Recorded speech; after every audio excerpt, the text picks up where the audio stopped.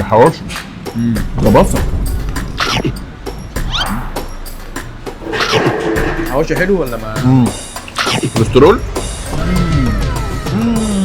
لا المكرونه بشاميل خطيره. الدهون الثلاثيه خطيره. ده ايه ده بقى؟ دي حاجه انا ما اعرفهاش. طرب. يا نهار اسود، ده مصيبه. انت ما بتعرفش الطرب؟ دي امعاء، هو ملفوف بامعاء. ما دوقتش الملوخيه. دوق. دي حاجات ما بتاكلش كده. بعمل دي.